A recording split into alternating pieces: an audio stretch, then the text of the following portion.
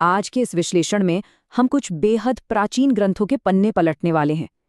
देखिए, जब भी हम किसी ईश्वरीय अवतार की कल्पना करते हैं तो हमारे दिमाग में क्या आता है? अस्त्र शस्त्र, भयंकर युद्ध और अद्भुत शारीरिक शक्ति, राइट?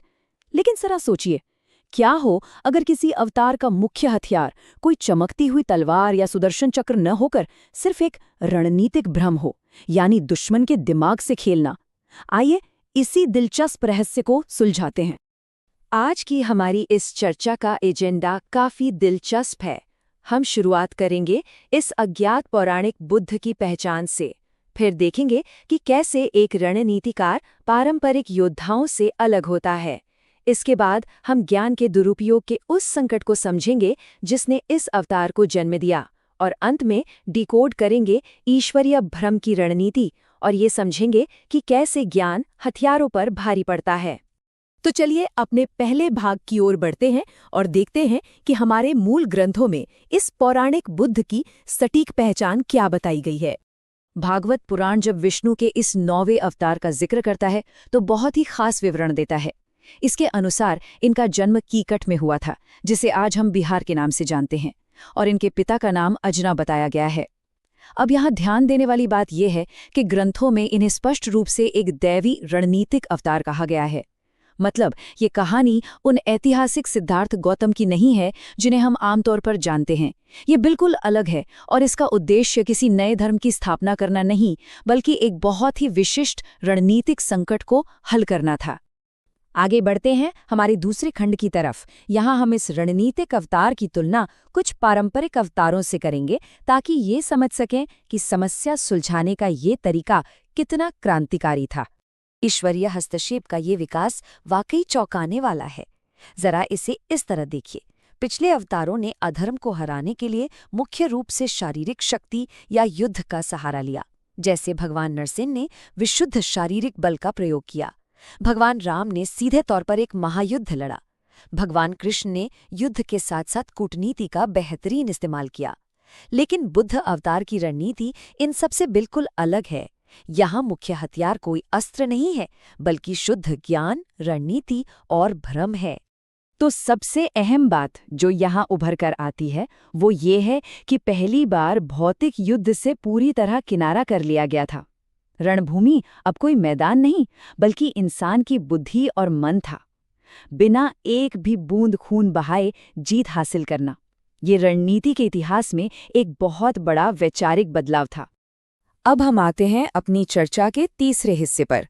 आखिर ऐसा क्या संकट आ गया था कि इस विशेष परिस्थिति में पारंपरिक युद्ध के तरीके पूरी तरह से बेकार साबित हो रहे थे? ग्रंथों में बताया गया है कि उस दौर का संकट एकदम अलग था। असुर और कुछ भ्रष्ट लोग वेदों का और पवित्र ज्ञान का भारी दुरुपयोग कर रहे थे। उन्होंने अनुष्ठानों और पवित्र यज्ञों को इस तरह से तोड़ मरोड़ दिया था कि वे अपने स्वार्थ, बढ़ती हिंसा और निर्दोष पशुओं की बलि को सही ठहरा सकें। ज्ञान ही उनके हाथों में सबसे खतरनाक हथियार बन चुका था। तो असल में यहाँ खतरा कोई विशाल सेना नहीं थी जिसे आप तीरों की बारिश से हरा सकें। खतरा खुद ज्ञान का भ्रष्टाचार था। जब पवित्र नियम पुस्तिका का ही शस्त्रीकरण हो जाए तो अधर्म बिल्कुल नया रूप ले लेता है।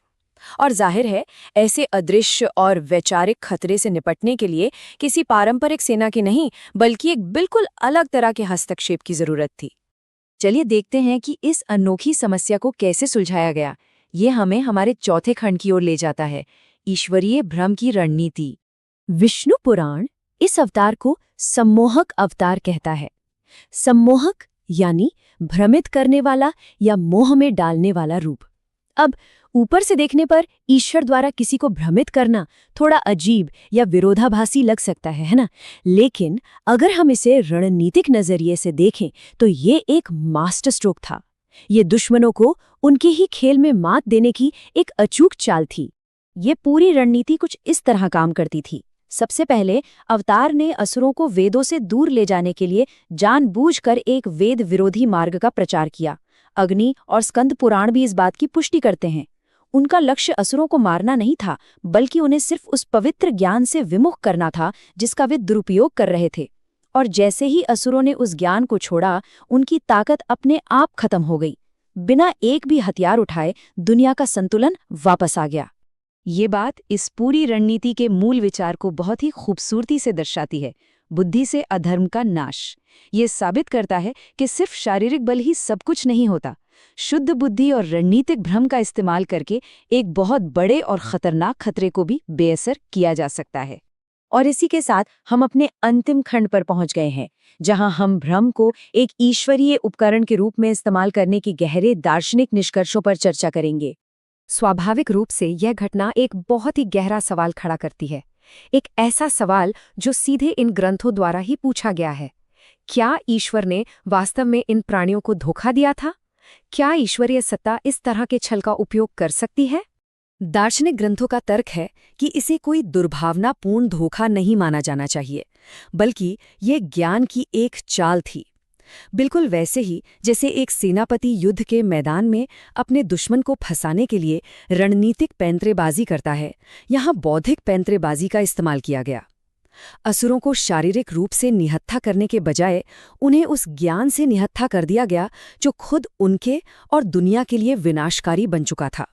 यहाँ छिपा हुआ गहरा संदेश ये है कि सत्य भी स्थिति और संदर्भ पर निर्भर करता है। हर सत्य हर समय के लिए सही नहीं होता।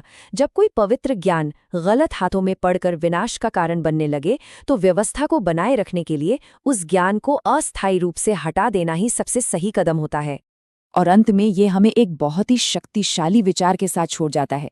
दुनिया में संतुलन बनाए रखने और अधर्म से लड़ने की इस अंतहीन लड़ाई में क्या ये संभव है कि ब्रह्मांड का सबसे तेज हथियार कोई धातु की तलवार नहीं, बल्कि स्वयं हमारा दिमाग है? ये निश्चित रूप से सोचने पर मजबूर करता है कि संकट के समय में बुद्धि और रणनीति किस तरह बड़े से बड़े बल पर भारी पड़ सकती है।